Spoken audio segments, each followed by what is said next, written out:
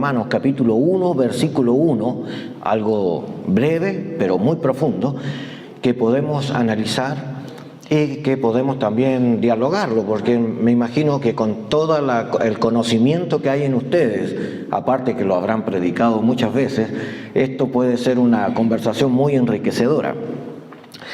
Romanos 1:1 dice Pablo, siervo de Cristo Jesús, llamado a ser apóstol y separado para el Evangelio de Dios. ¿Le parece si oramos un momento? Eterno Dios, nos unimos en esta mañana para pedirte que tú tomes control en nuestras razones, nuestros pensamientos, nuestro corazón se doblegue ante tu presencia y permitamos, Señor, que tu gracia fluya con libertad entre nosotros y nos ministre, nos corrija, nos anime, nos fortalezca en tu tarea. Ayúdanos, Señor, en la comprensión como también en el desarrollo de esta demanda que tú así nos das. Te damos a ti la honra en Jesucristo. Amén y amén. Bueno, normalmente cuando uno toma un texto tiene que pensar rápidamente en la manera de acercarse a él. Bueno sería hacerlo sin prejuicio, ¿verdad? Es decir, como que lo leo por primera vez. Evidentemente, como lo hemos leído, lo hemos estudiado, ya tenemos conceptos preconcebidos.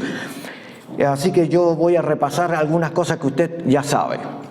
El autor, ya sabemos, Pablo, lo escribió en el tercer viaje misionero, lo podemos ver en el mismo libro de Romanos, capítulo 15, 16, se está hablando un poco de esto. Y el que lo escribe no es Pablo directamente en su mano, sino que tiene ahí un amanuense o un secretario que le ayuda a escribir. Y él no es el autor o quien dio origen a esta comunidad en Roma. Evidentemente Pablo nunca había ido a Roma todavía cuando escribió esta carta. En su carta él propone el querer ir a visitarlos para compartir con ellos algún don o confirmar la tarea que ellos estaban haciendo. Así que sabemos que los destinatarios entonces son una comunidad en Roma que son cristianos, entre comillas, no sabemos todavía esto, hay que analizarlo para considerar si es así, pero quiero pensar de que él está queriendo escribirle. ¿Y qué sabemos de la comunidad de Roma? Muy poco. El que propone alguna cercanía es Lucas, quien es el único que da a conocer que cuando vino el derramamiento del Espíritu Santo dentro de las personas que escucharon y fueron conmovidos en esta quizás primera predicación de Pedro, habían algunos que eran de Roma y eran judíos. Y entonces pensamos lógicamente que en este seguimiento estos judíos llegaron a Roma en primer lugar a predicar en esas pequeñas casas que eran una continuidad de los estudios que se daban en Babilonia, que se llaman sinagogas y que ahora se estaban dando en Roma. Entonces, esas comunidades eran pequeñas casas donde habían varones que se juntaban a leer las escrituras o a escuchar entre ellos y evidentemente estos creyentes llegaron con una propuesta nueva, una fe distinta. Ya hemos hallado al Cristo, así que queremos presentarles una mirada diferente de la fe o acercamiento a estas palabras del Antiguo Testamento. Evidentemente que esto causó un revuelo y dice que durante los primeros años de esta nueva fe puesta en obra, en marcha, produjo inquietud entre ellos y fue en el tema particularmente de Roma que los judíos empiezan a discutir entre ellos sobre la validez si realmente Jesús es el Cristo. Y cuando comienzan a discutir esto, se produce una discordia de tal manera que en el año 43, 47, por ahí, bueno, no hay tanta exactitud hacia atrás, pero Claudio el emperador ve este problema y se enoja de tal manera que manda que todos los judíos salgan de Roma. Así que esta comunidad que estaba liderada, esta nueva fe que estaba liderada originalmente por judíos convertidos al cristianismo, ya ahora tenían que salir, y de la noche a la mañana esa comunidad pasó a ser parte formativa de los gentiles que estaban participando también de esta fe. Entonces ahora en este contexto es que ellos comienzan a cuestionar y dicen, uy, ¿quién es Pablo, pues? ¿Ah? Y aquí Pablo tiene que contestar, y esta es la respuesta. Así que ahora vamos a mirar en este contexto la respuesta de Pablo. Quiero decirle que Pablo es un nombre cuya raíz hebrea es Saúl, ¿ya? Y en su contexto de información con la tal vez influencia aramea, que era lo que se hablaba en aquel lugar, cambia de Saúl a Saulo, ¿ya? Bueno, ya entendemos que Saulo y Saúl es el mismo, estamos hablando de la misma persona, pero esto en griego es Paulo, y en latín es Pablo, y en español la misma raíz latina, Pablo. Así que usted lee en su Biblia Pablo, pero tiene una historia. Si usted habla de un nombre, todos los nombres de las personas indican historias. Usted me dice su nombre y me puede decir cuándo nació, de qué familia viene, cómo se llaman sus padres, qué tipo de educación tiene, me puede hablar de sus experiencias personales en Cristo. Es decir, todas las personas y todos los nombres tienen historia. Usted puede contarme cuando aceptó a Cristo, y esto sería un tremendo cambio. Bueno, todos sabemos de que Saulo era una persona que había venido a estudiar a Jerusalén y que había sido formado en una fracción farisea, celosos en la ley y en guardar las tradiciones, y no solamente había creído, lo había tomado tan a pecho, había hecho esto su vida, que perseguir a la nueva fe no era para él un pecado, sino más bien la mano de Dios persiguiendo a los herejes. Pero esta persecución terminó porque Cristo vino al encuentro de él camino a Damasco. Ok, eso pasa con todos nosotros. Cristo ha venido a nuestro encuentro en algún momento de nuestra vida. Así que nosotros reconocemos que tenemos un antes y un después. Y este antes y después hace la diferencia. Así que ahora ya sabemos que quién es Pablo, entre comillas. Podemos profundizar mucho, pero no es el momento de hablar solo de Pablo. Quiero hablar de la respuesta de Pablo. La primera cosa es que Pablo ya es un hombre que ha conocido a Cristo y que por algún motivo, y ya sería bueno estudiar cómo fue la transición de ser un perseguidor a ser un expositor del Evangelio, cómo pasar de negativo a positivo. Ya tenemos mucha gente negativa que no quiere estar, y ahora, ¿cómo trabajamos con ellos para cambiarlos a que sean ahora colaboradores y sean personas entusiastas en el Evangelio? Bueno, la respuesta la conocen todos ustedes igual que yo: encontrarse con el Jesucristo resucitado. No es con nuevos programas, ni con más estudio teológico, aunque es bueno es estudiar, pero nos encontramos que el que tiene un encuentro con Cristo las cosas las ve diferentes, ¿ya? Y si hay algo que cambia nuestra vida es Él, ¿ya? Y por lo tanto ya no estamos hablando de si la validez de los fariseos en Pablo tenía el éxito que esperaban cuando llevaba a cristianos a la cárcel, o si el encontrarse con Cristo fue tan fenomenal que estuvo dispuesto a dar la vida por Él. Y para mí dar la vida por Él era la mejor respuesta. Y creo entonces ahora revisar un poco. Ya sabemos que todos nosotros tenemos historia y todos nosotros pudiéramos contar también eventos buenos y malos de nuestras historias y cómo Cristo ha afectado eso en nuestra relación. Pero ahora nos encontramos con algo distinto. Dice Paulo duló Christou Jesou. Vamos a pensar un poquito en el original. Esta carta fue escrita en griego, ¿ya? Y en un griego koiné, o sea, popular. Así que lo que estamos hablando ahora un poquitito que Pablo, nuestro amigo Pablo, ¿ya? Pero ahora estamos diciendo duló, y acá duló no traduce como siervo, sino como la palabra traduce esclavo.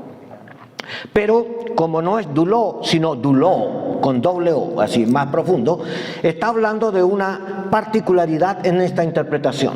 En la Biblia hay 3 opciones de esclavitud. La primera tal vez es cuando los pueblos conquistaban a otros y sometían a las personas cuando ya los dominaban a que fueran sus sirvientes, obligados, ¿ya? Así que ya no, este tipo de esclavitud, gracias a Dios que hoy en día hay, pero no en la forma como antes existía. Sí hay algunos pueblos gobernados así, y hay lugares donde todavía se venden personas como esclavos, pero ya no es un ámbito como en la época bíblica, donde se establece esto como una normativa del más fuerte sometiendo al más débil. Aunque hay algunos hermanos que quieren hacer eso con los más débiles, pero no voy a hablar de los hermanos, ¿eh? Ya. Pero quiero explicar que esa es una de las formas de esclavitud, duló. La segunda forma es cuando yo tengo una deuda económica y no puedo pagarla, pues. Entonces voy a mi acreedor. Esto dice la Escritura, y me pongo de acuerdo con él. Le digo, mira, no te puedo pagar. ¿Qué te parece si te lo devuelvo con trabajo? Pero para que esto sea real, tengo que hacer un convenio escrito entre tú y yo. O sea, la primer duló es sometimiento a la fuerza. El segundo tiene que ver con, me pongo de acuerdo con el acreedor y yo hago un convenio, un contrato escrito. Y entonces yo digo, esto tiene un principio y un final. Te sirvo hasta que se cumpla esta medida. Y cuando ya cumplo, quedo libre de esta condición. Y la tercera manera de esclavitud, que no tiene que ver con esto, tiene que ver que cuando tú ya has pagado con servicio la deuda, tú decides ahora servir a esa misma persona por amor. Y este es el duló que usa Pablo. Pablo usa el duló para hablarnos de esta inclinación donde la decisión de servir al otro no nace ni por imposición ni por deuda, sino que ahora es una decisión personal de querer servir al otro. Aleluya. Y esto es un poco el por qué me llama la atención de la respuesta de Pablo, porque la comunidad está preguntando, ¿y quién es Pablo, güey? Y Pablo dice, yo soy aquella persona, ¿verdad? Cuenta de parte de su historia, que he decidido servir, pero acá dice, duló Cristo Jesús, de Cristo Jesús. Es decir, usted puede ser esclavo de las pasiones, o puede ser esclavo de la institución, o de la iglesia, ¿ya? Pero él no habla ni de él, ni de la gente, ni de las organizaciones.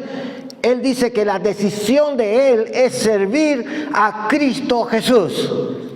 Era a quien perseguía, pero ahora está hablando desde la posición convertido. Este cambio hace la diferencia. Así que Pablo, he tomado la decisión de servir voluntariamente a Cristo Jesús. Igual que usted, igual que yo. Él nos alcanzó, Él hizo un cambio en nuestra manera de entender y hemos tomado la decisión de sujetarnos a Él voluntariamente. El texto está en voz media.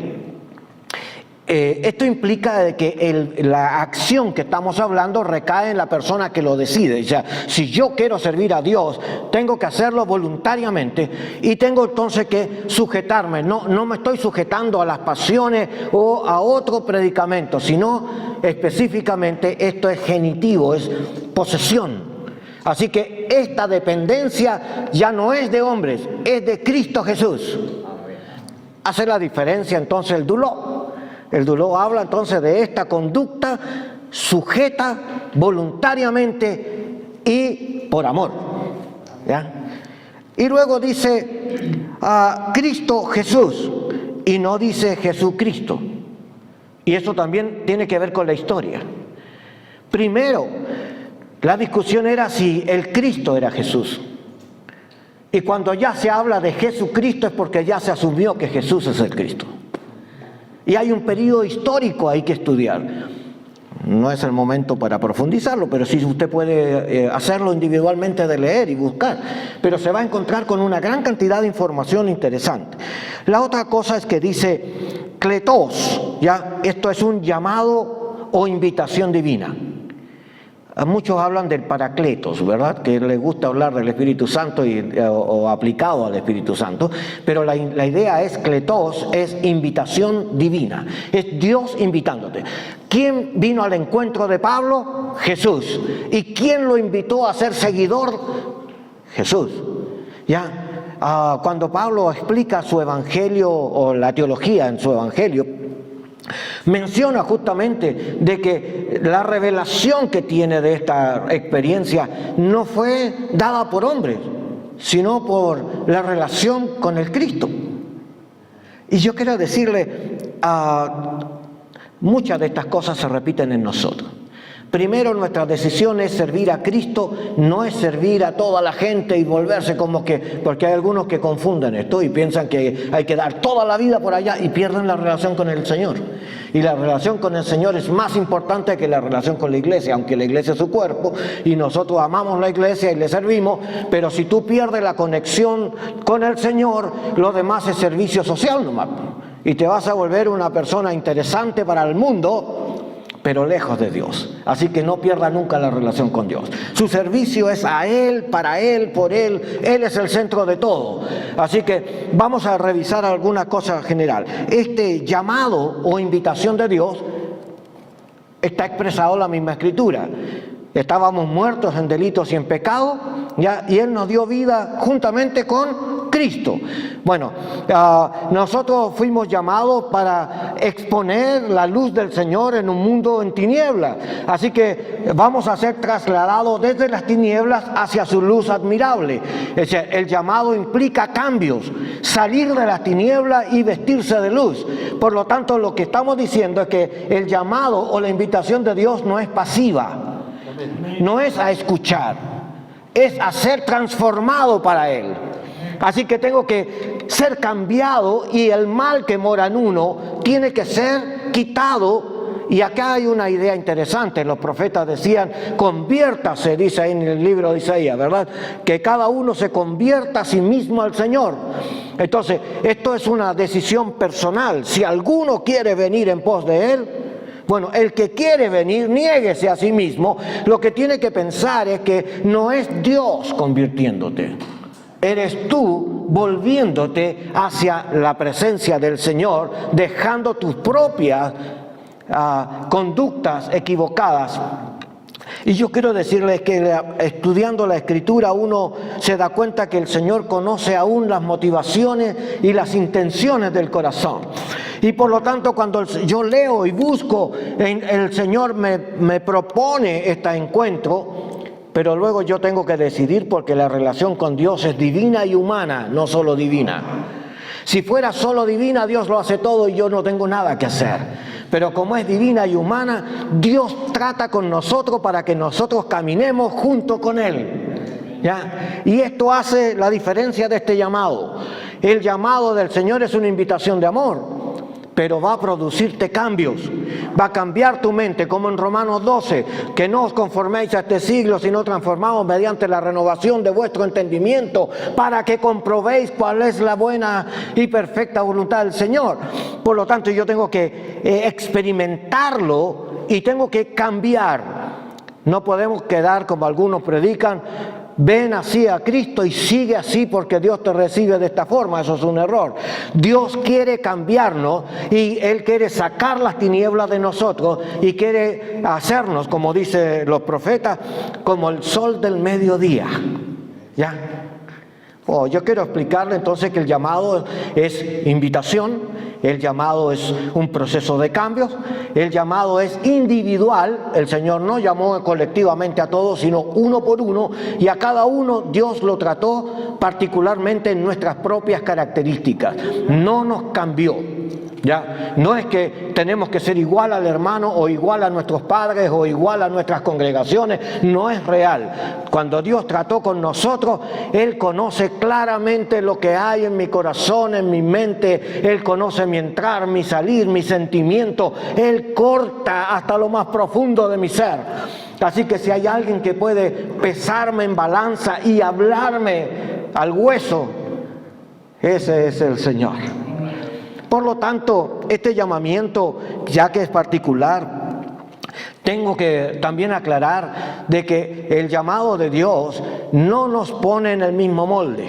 Aunque algunos, yo he escuchado predicar a algunos que hablan muy rígidamente, pero Dios no tiene dos ministerios iguales. Mire, a veces la gente peleaba por los cargos, Perdonen que saque estas cosas, pero es así. Estábamos en una situación administrativa y entonces alguien quería ocupar y ya es tiempo que saquemos a Zárate porque ya pasó de moda. Y claro, tienen razón, si uno tiene una etapa nomás vigente, una fuerte y una débil. Y la fuerte ya la pasé, ahora estoy en la etapa débil, quebrantado y buscando. Y digo, en realidad la gente puede ocupar nuestros cargos, pero nunca podrá ocupar nuestros ministerios. Porque lo que Dios te mandó a hacer a ti es único. La carga que tienes en el corazón es parte de tu llamado y de tu identidad. No te podrán sacar lo que Dios ha puesto en la fibra más profunda de tu ser. Yo quería tocar que analizar el llamado es algo extraordinario. Aleluya. En una reunión ahí en Santa Cruz, Bolivia, fui invitado y bueno, eran estas iglesias más pentecostales. Y yo decía, ¿qué hora voy a entrar a predicar? Porque la gente pasaba y la reunión era ¿de dónde me sacó el Señor? Y todo el mundo contaba su testimonio y bajaba uno y entraba otro y pasaba 1 hora, 2 horas y todo el mundo seguía hablando. Y dije yo, ¿a qué hora voy a predicar? Porque uno está acostumbrado a otro ritmo de iglesia o de vida. Sin embargo, ellos tenían ese fervor de contar. Y yo creo que si a usted le pasaran el micrófono y le dijeran, cuéntame de dónde te sacó el Señor, usted tiene pero infinidad de cosas que contarnos. Pero eso tiene que ver con el llamado. El Señor, quien nos miró, nos amó primeramente a pesar de nuestras imperfecciones, quien consideró nuestros errores y los convirtió a bien para Él, quien trató nuestra deficiencia en nuestro corazón y tuvo la dignidad de meter su mano y traspasarnos y pudo hablar a nuestro oído y susurrarnos para decirnos, mira, no lo vuelvas a hacer, levántate. Y yo quiero decirle, el llamado de Dios es constante, no es una vez. A través de toda la vida, ¿cuántas veces usted se ha desanimado? ¿No ha escuchado a Dios decirle nuevamente, vamos, aún queda mucho por hacer? O te desanimas porque algunos de los hermanos se van y de repente Dios te trae o te muestra cosas nuevas para efectuar.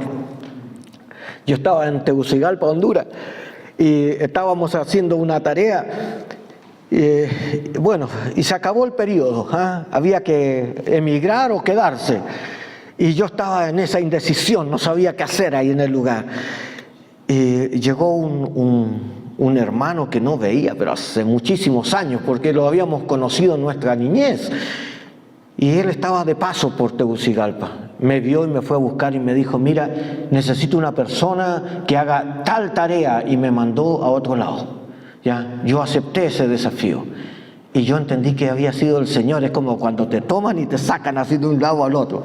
Ya, oiga, el Señor tiene la respuesta, no nosotros. Ese es su llamado. El llamado del Señor es que Él puede cambiar tu ministerio, Él puede cambiar la dirección de tu trabajo, Él puede cambiarte de congregación o te puede cambiar de ciudad, o te puede decir, mira, hoy no vas a ser un maestro, hoy día vas a ser un evangelista y vas a tener que desarrollar algo distinto, estar dispuesto a la tarea. Si hay que barrer, barremos, si hay que predicar, predicamos, si hay que bautizar, bautizamos, si hay que echar fuera demonios, echamos fuera demonios, porque no tenemos una sola especificación, sino la manera como el Señor quiere usarnos según las circunstancias. Entonces el llamado es tan profundo que no lo puedo cerrar en una sola palabra. La segunda cosa es que dice Kletous apostolous. Aquí le gusta mucho el apóstol a la gente, pero esta palabra apóstol significa enviado, enviado del Señor. Y todos nosotros hemos sido enviados a distintas cosas. Algunos son evangelistas, otros maestros, otros administradores, otros músicos, otros son misioneros, etcétera, lo que el Señor quiera. Y déjenme decir, según la tarea, muchos sienten, a lo mejor tenemos la oportunidad y todo el mundo se da cuenta, pero hay alguno en particular que Dios toca para que haga la pega. ¿Ya? Ahí en internet yo veo que de repente mandan estos chistes y ponen a todos los obreros alrededor y hay uno solo trabajando. ¿Ya? Pero ese uno solo trabajando es el que tuvo el llamado, los demás son mirones nomás. ¿Ya? Yo quiero decirle, así el Señor. Si usted piensa que está en el lugar equivocado, no. Por algo Dios lo llevó al lugar donde está, la iglesia donde está, en el barrio donde está, en las circunstancias. ¿Y sabe por qué? Porque ese es el lugar donde Dios te está prosperando, donde Dios quiere desarrollar tus habilidades, llenarte con dones para que puedas hacer la tarea. El llamado del Señor es más profundo que nuestros pensamientos. Tal vez pensar de que este enviado de Dios nace de una inclinación en nuestro corazón que tiene que ser confirmado en nuestras tareas. ¿Ha visto que la gente que tiene llamado habla permanentemente de eso? A donde va, habla de eso. Yo tenía un joven que me hablaba toda la vida que se iba a ir a la India, que quería la India, se sabía todo de la India, pero nunca había salido ni de su barrio. ¿Ya? Así que los hermanos se burlaban de él y le decían el misionerito, le decían, y le tocaban. Pero él decía, no, algún día me voy a ir, algún día el Señor me está preparando, el Señor me está preparando. Nunca se le quitó de la cabeza. Hace como unos 2 años atrás me encontré con parte de su familia y pregunté, oye, ¿y cómo está fulano de tal? Oh, y me dice, no sabe nada, está en la India. Es decir, la gente no le creerá, pero lo que Dios pone en el corazón se cumple. Y yo quiero decirle, bueno, no deseche los sueños que Dios da. Pero luego dice apóstolos y luego dice aforismenos. Y esta palabra sí es más difícil. Porque la mayoría de la gente traduce esto como el aforismenos es una palabra que aparece en el libro de Levíticos. ¿Ya? Es una traducción del apartado y separado para. O sea, no, y en español solo aparece apartado. O algunos traducen como separado, pero como es un verbo en el lugar del sustantivo tiene más de una interpretación y por lo tanto es apartado y separado para. Y ya sabemos que aquí hay una crisis para nosotros. Para poder servir en el libro de Levítico, las personas elegidas en el ministerio, para poder estar activos, tenían que tener entre 1 semana y 6 meses de preparación para un día de ministración delante de la presencia de Dios. Así que estas personas no podían comer cosas impuras, tenían que apartarse de toda situación pecaminosa e incluso no podían ni siquiera tener sexo para poder estar totalmente íntegros en el día del servicio al Señor. Así que no podían tomar vino, ni sidra. Yo no entiendo que a veces hay algunos que han olvidado las normas del Señor y quieren mezclar esto como cualquier persona común.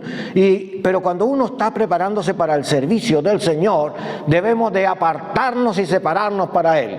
Por lo tanto, esta palabrita que aparece aplicada a la santidad de Jagió y Jagión, nos habla de una separación interesante. La primera es, toma conciencia de que fuiste separado para ser pueblo de Dios. ¿Ya? O sea, tú ya no eres como el mundo, no puedes actuar como el mundo porque tú ya no perteneces al mundo. Tú eres ahora del pueblo de Dios, una comunidad de fe que fuimos transformados desde tinieblas a su luz y por lo tanto hemos cambiado. No vamos a pretender volver otra vez a mezclarnos, sino separarnos para Él, apartarnos. Entonces esta separación traduce consagración. Así que me voy separando para consagrarme. Pero ¿quién de nosotros está perfectamente consagrado? Aleluya. Entonces, eso me puede abrir una puerta equivocada y pensar de que, bueno, si yo no soy perfecto y tú tampoco, ¿qué importa si hacemos esto? Pero para Dios sí es importante. ¿Ya? Puede ser que para los hombres no, pero para Dios sí. Y Dios manda esta otra etapa, el Hagiois, que tiene que ver con esta idea paralela. que yo tomo conciencia que soy de Él, pero me quiero apartar para Él, y entonces yo puedo apartar tiempos para Dios, ¿verdad? Es bueno apartarse, orar solo, es bueno estudiar solo, es bueno meditar solo, ¿ya? También es bueno tomar tiempo de reflexión entre amigos y ver, a ver, cómo vamos entendiendo esto, y estudiemos de dónde viene, cuál es la raíz, qué libro tengo, de dónde avalo esto, porque a veces nosotros hablamos del corazón nomás, porque el corazón, como es turbio y engañoso, nos engaña, ¿ya? Entonces tenemos que plantearnos de otra manera. Tomo conciencia de mi pecado, pero ¿cómo voy a tener conciencia de pecado si no estudio el pecado en la Escritura? Y hay más de 19 palabras de pecado y nosotros solo tenemos una traducida en español, pecado. Pero entonces nos encontramos con esta crisis, ¿verdad?, de que en esta separación, ¿de qué me separo? Y la Biblia me empieza a hablar de muchas cosas. Entonces, tengo que aprender, mire, hamartía, como errar al blanco, o hatash, para poder hablar del pecado en el ministerio. Y la gente no cree que el ministerio peca, pero hay tantos pecados en el ministerio como lo hay en la gente, ¿ya? Pero es más peligroso en el ministerio, ¿sabe por qué? Porque nosotros fuimos apartados y separados para servir al Altísimo. Por lo tanto, no puede ser igual la responsabilidad de un hermano que peca a un líder que peca. Eso trae trascendencia distinta, y delante de Dios también. Una cosa es pecar por ignorancia, otra es pecar con conocimiento. Yo creo que entonces, sí, es un problema serio. El texto nos dice aforismeno, pero aforismeno es la persona que toma conciencia de que este es un llamado, el cual tiene exigencia de apartarme de toda contaminación, de lo muerto, de lo profano, de aquello que no pertenece al reino del Señor, para llenarme en su presencia, para poder ministrar con libertad al pueblo. Por eso en Levítico es tan profundo cuando dice: ¿acaso consideráis tan poco que os tome en medio de la congregación y os ponga sobre ellos para dirigirlos? Y déjeme decir, el que toma en serio su palabra tendrá que separarse para él. Aforismeno, una palabrita que toca y trastoca el ministerio. El pecado en el ministerio es serio. El hatash habla de deuda económica como eufoileme. Está hablando de un problema, el que debe a Dios. Y a veces no debemos solamente el tiempo. ¿Se ha dado cuenta que le decimos: esta semana voy a orar al Señor? Como que si fuera algo nuevo. Y se supone que tenemos que orar todos los días. O hoy día sí que voy a empezar a leer la Biblia. Pero esto debiera ser el pan de cada día, no es una experiencia para separarme hoy como una respuesta. Esto es parte de nuestra ADN. ¿Ya? Es como necesito ayunar, porque yo reconozco que en mi propia debilidad no soy capaz de vencer a veces las inclinaciones que están en mi corazón. Pero en el libro de Isaías dice que si oramos y ayunamos, Él romperá esas cadenas. Pero no está hablando de que los demás oren por mí o que ayunen por mí, sino el que necesita, el que tiene que presentarse. Así que tengo un problema. ¿Cómo le enseño a la gente a orar si yo no oro? El aforismeno me obliga a vestirme delante de la presencia de Dios para poder ministrar al pueblo. Pero si yo ministro en esta pecaminosidad activa, soy impuro, soy impío en el Señor, me mofo del Señor porque estoy negando su eficacia por mi propia imprudencia, entonces ciertamente entro en esta calificación, ¿verdad?, del hataj, el pecado en el ministerio. Y yo déjeme decirle, entonces Pablo estaba diciéndole a esta comunidad: miren muchachos, si es cierto, yo tomé la decisión de servir voluntariamente a Cristo Jesús, ya, el cual me llamó por amor, y ahora yo he decidido entender que el envío, la invitación de Dios a ir allá a predicar, es lo que yo quiero hacer, y por lo tanto me aparto y me separo para Él, para hacer su obra. Como usted y como yo. Porque no estamos hablando entre gente desconocida del Evangelio, sino con personas que han sido miradas por el Señor igual como el Señor nos ha mirado a nosotros, con misericordia. porque si fuera por nosotros mismos, ninguno de nosotros daría un solo paso. Miró la pobredumbre, la parte vulnerable que tenemos. Consideró nuestras emociones y vio que estaban revueltas. Y dijo, este joven, este muchachito necesita ayuda. He aquí, yo voy a ir, dijo el Señor. Así que no nos miró como superhombres ni superhéroes. Nos miró como personas en necesidad. Y dijo, yo tengo un plan para él. Él no lo sabe, pero yo quiero hacer algo profundo con él. ¿Ya? Y vino a nuestro encuentro. Esto es la diferencia. El hataj es un impedimento. El pecado sigue siendo enemistad con Dios. No importa el cargo que tengamos, no importa la cantidad de años que tengamos en Cristo, el pecado sigue siendo obstáculo para que Dios fluya entre nosotros. Así que tenemos que mirar esta invitación de Dios con nuevos ojos, con los ojos de la Biblia y no con los ojos de la sociedad. No somos un club social, ni somos una actividad pública social. Nosotros somos los hombres de Dios llamados a apartarnos y separarnos y vestirnos de la santidad y de la gracia y del poder de Dios para predicar en el lugar donde el Señor nos está enviando. Así que somos sus representantes, somos los depósitos que tenemos la palabra de Dios en nuestros corazones y nosotros somos invitados a vaciarla, desvasijarla en otros corazones que también lo necesitan. Pero el pecado sigue siendo el obstáculo para que esto se cumpla. Veo otros problemas. Claro que me llama la atención este separado. A nadie le gusta que lo separen, ¿no? Yo pensaba una vez que estaba en Panamá, ¿no? En otra sección, pues estaba estudiando allá. Y vino un llamado del seminario. Y el seminario invitaron a todos y a mí me separaron, no me dejaron ir. Y yo decía, pero ¿por qué a mí no me invitan? ¿Ya? Porque uno piensa que somos iguales, pero no somos iguales. Dios tiene cosas distintas preparadas para cada uno. Solo que nosotros imitamos a los demás y pensamos que como lo llaman a mi hermano, pues a mí también me tienen que llamar. Pero el Señor no tiene esos pensamientos, porque sus pensamientos no son carnales, no son humanos. El pensamiento de Dios es eterno, Él tiene pensamientos diferentes. Así que yo estaba pensando en mi ego, Dios estaba pensando en mi eternidad. Aleluya. Empezó a afectarme, porque no lograba entender hasta que el Señor empezó a trabajar mi corazón.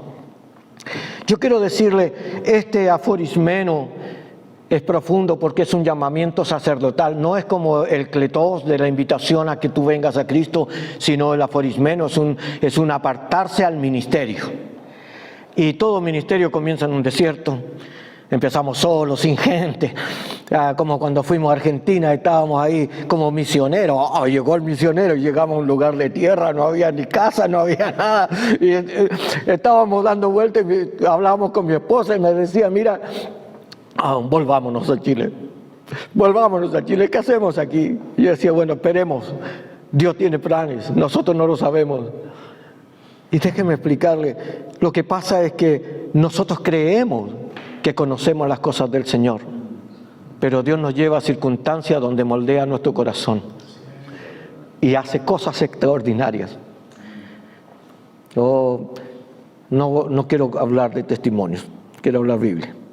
Pero quiero decirle que si en tu vida la presencia de Dios va marcando etapas y tú vas caminando con Él, entonces tu corazón se va afirmando y vas diciendo, sí, el Señor está conmigo. Sí, el Señor me cuida. Sí, el Señor me ha defendido. Sí, el Señor me trae paz. Todos están alterados y yo tengo paz para dormir. Yo puedo entender. Todos tienen problemas económicos y Dios me manda gente que me ayuda cuando no lo tengo. Y yo digo, pero ahí está. Es el Señor contigo. Y Él dijo, no te dejaré ni te desampararé. ¿Ya? Pero quiero entender el contexto. Si estás en Él y estás en la voluntad y estás haciendo lo que Dios dice, el Espíritu fluye. Pero si estás en pecaminosidad, hay obstrucción, no hay gracia. Hay conocimiento, pero no hay presencia. O hay una diferencia. Cuando tú estás en el Señor, el Espíritu de Dios llega al corazón de la gente y los atrapa así. Porque no eres tú, es Dios hablando. Pero cuando eres tú, la gente empieza a mirar a un lado, a bostezar, y tenemos iglesia llena de bostezos. Pero quiero decirle, el problema de esto es que yo tengo que entender que el apartarse y separarse no es solo que Dios me separa, sino que yo me separo. No es por la gente. Esto no tiene que ver por querer ser más santo. Apartarme de luchar contra mi propio pecado para ser enteramente de Dios es para que el propósito de Dios en nosotros se cumpla y sea más visible. Hay muchos que están en el ministerio y no saben lo que Dios está haciendo porque todavía están en una nebulosa. Pero cuando Dios comienza a sacar a la luz es porque hay mayor gracia, mayor revelación, mayor intimidad, hay más muerte, hay más presencia de Dios. Y uno quisiera decir, ojalá que siempre estuviéramos en ese círculo, pero en la parte donde está la gracia de Dios revelada. Pero todos sabemos que esto es cíclico, porque hay un momento que vivimos eso y de repente por algún motivo entramos en una meseta y nuestro ministerio tiende a estancarse y después empezamos a decrecer y necesitamos una renovación de Dios para volver a impulsarnos, porque si no vamos a morir allá. Y yo quiero... Esto es el aforismeno. El aforismeno no es que los sacerdotes estaban en la presencia de Dios todo el tiempo, no. Se prepararon para servir a Dios un día y luego volvían a su vida normal hasta la próxima vez que eran seleccionados. Lo que pasa es que nosotros queremos estar toda la vida arriba de la pelota. Y ahí está el error. El Señor nos sube y nos baja. Dice, está bien, Moisés, que estés conmigo, pero no está bien que te quedes conmigo. Baja a donde está el pueblo. Está bien que tú vivas una etapa de gloria, pero ahora baja y mastícalo. Comienza ahora a replantearlo. ¿Cómo puedes llevar a otros a esta misma instancia? Si yo me separo de todos, no fue lo que Jesús hizo, sino que Él, siendo Dios y estaba separado y apartado de todo, decidió despojarse, anacainosis, despojarse a sí mismo, ¿verdad?, de su condición de Dios, y estando en la condición de Dios, despojarse a sí mismo de su condición para hacerse semejante a los hombres, y en la condición de hombre humillarse para ser siervo, servidor. Así que el camino de Dios fue para abajo, el camino de los hombres querer ser más que los demás arriba. Ojalá que el Señor nos ayude a pensar que fuimos siempre llamados a servir. Amén. Y que el verdadero llamado no está en los nombres ni en los cargos, está en aprender a servir al Señor en el lugar que Él nos necesite. El aforismeno trabaja la humildad. Una vez trabajé ese tema con un grupo de pastores, y curioso, que todos tienen conceptos distintos de humildad. Entonces había uno que era súper pesado, cuando almorzábamos contaba chiste a todos, y cuando llegaba a la clase cambiaba la voz. Y decía, amado pastor, ¿cómo está usted? Y decía, ¿por qué no me habla igual como cuando cuenta chiste allá afuera? ¿No? Porque la humildad no tiene que ver con la voz. Mire, el origen de la palabra viene justamente de un proceso cuando Israel estaba esclavo en Egipto, pero antes de ser esclavo en la tierra de Gosén, ellos empezaron a trabajar con el barro, porque no fueron a los lugares bonitos de lleno, sino donde estaban los ríos. Entonces, ¿qué hacían ahí con esos lugares de greda? Barro, agua, se ensuciaban y empezaron a hacer moldes para hacer ladrillos. Y el barro mojado tiene esta experiencia de humedad, ¿verdad? De humildad, perdón, de humedad, es lo mismo, viene de la misma raíz. Es mantenerse húmedo para que el barro pueda conservar sus propiedades. Así que lo suben y sigue siendo barro, lo bajan y sigue siendo barro. ¿Ya? Si se seca hay que romperlo.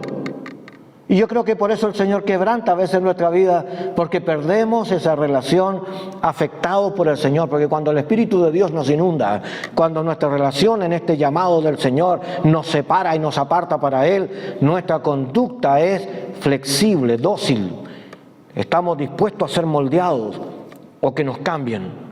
Y cambiamos de un lugar a otro o de una razón a otra y no perdemos nuestra esencia. La maleabilidad que tiene este producto nos produce esta humildad. O en Argentina decían, si quieres conocer a Pedrito, dale un carguito. ¿Ya? Y la humildad a veces enorgullece el corazón y se vuelve un pecado de ministerio. Y piensan que la humildad es andar vestido andrajoso y no tener un corazón rendido delante del Señor. Así que tenemos que replantearnos a veces las cosas. Pero cuando dice que este llamado del Señor fue para ser enviado y luego separado, pero no se separó para el mal, sino para el Evangelio de Cristo. Por lo tanto, este anuncio de buen gozo, que el cual somos portadores para traspasarle a otros, no habla de mis aspiraciones ministeriales, habla de exaltar a Cristo en el corazón del otro. Porque al fin y al cabo el ministerio, el llamado es de Él. El que ministra a la gente es Él. Y nosotros solo somos colaboradores. Y nos ponemos al lado de la escalera para ayudar a subir a la gente a Cristo. Y por lo tanto no son mis aspiraciones de mostrar grandes congregaciones, sino mostrar fruto agradable a Dios. Amén. Y pienso que es gloria a Dios porque hay ministerios que pueden extenderse y se organizan y aprenden de administración, y gloria a Dios por ello, ¿no? Pero ¿qué tal cuando nos examina el Señor, como en Isaías o en Salmos, cuando dice David en su oración privada: júzgame, oh Señor, examíname mis riñones y mi corazón, mi interior, quiere decir. Oh, si no fuera por su misericordia, ¿qué quedaría bueno de nosotros? Qué valiente pararse delante de Dios y decirme que examíname a ver si me encontráis algo malo. Pero Dios me ve y ve,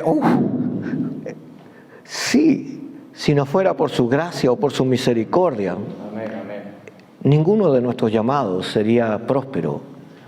Así que si recibimos respeto, o recibimos honra, o recibimos afecto de nuestros hermanos, es solo porque la presencia de Dios está presente entre nosotros. Y nosotros sabemos que la honra y la gloria les pertenecen a Él. ¿Sabe? Durante mucho tiempo y en esta lucha de ministerios y estas cosas, uno sufre porque piensa que la estoy haciendo mal, porque la gente te quiere decir que está mal. Pero cuando el Señor comienza a trabajar contigo, tú sabes claramente que tu llamado no es igual al de los demás y que lo que tú tienes que hacer es obedecer. Me gusta esto porque el texto, cuando termina, dice separados para el Evangelio de Dios. Como lo repite nuevamente en genitivo, reconoce dos cosas. Una, cuando se repite dos veces en un mismo versículo la palabra, significa de que este tiene mayor valor. Por lo tanto, podemos decir que Pablo es de Dios, que la servidumbre es de Dios, que Jesús es de Dios, que el llamado es de Dios, que el apostolado o el enviado le pertenecen al Señor, que separado y apartado para Él son para glorificarlo a Él en su llamado. Y finalmente, Dios está sobre todos nosotros.